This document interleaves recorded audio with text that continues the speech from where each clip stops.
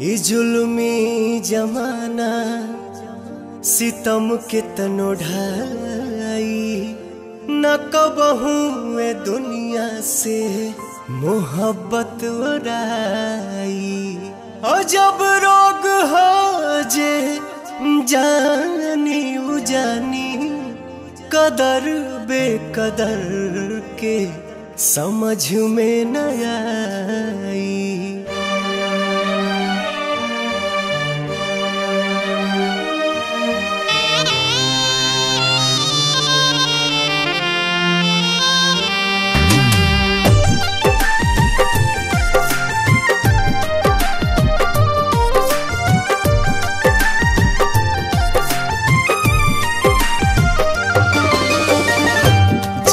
मरे के संगे खैली कसम संगही सहे के रहे सारा सितम। जिए मरे के संगे खैले कसम संग ही सहे के रहे सारा सितम। उहे जान भैली अनजान कहे पूछ के बतावा तनी चान। हे चान दूर कहे भैली हमर जान।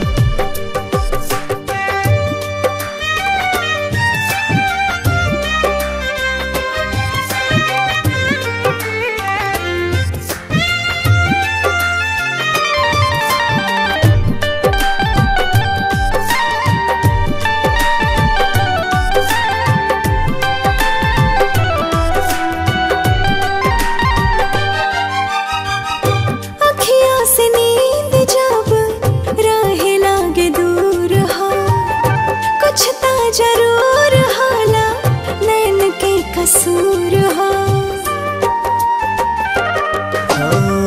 काहे के प्रीतिया बनौले भगवान हो।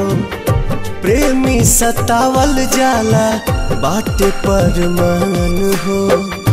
ना जाने कैसन बा दिल के जरूरत हो। हर पल निहारेला उनके ही सूरत हो।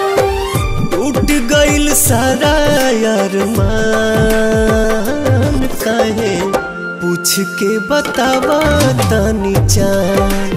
हे चान दूर काहे भैली हमर जान।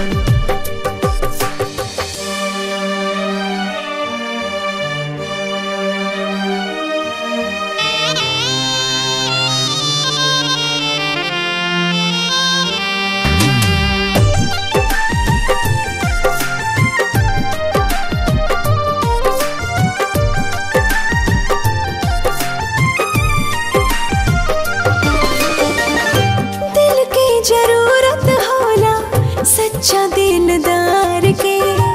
बड़ा हार जाए तू ता बुझला न प्यार के।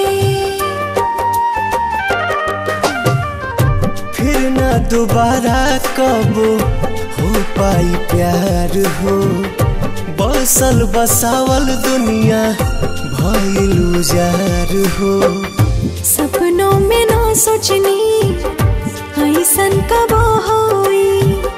दिल भर के याद में अखियाँ कब रोई। घुट घुट के निकाले परान काहे पूछ के बतावा तनी चान। हे चान दूर काहे भैली हमर जान।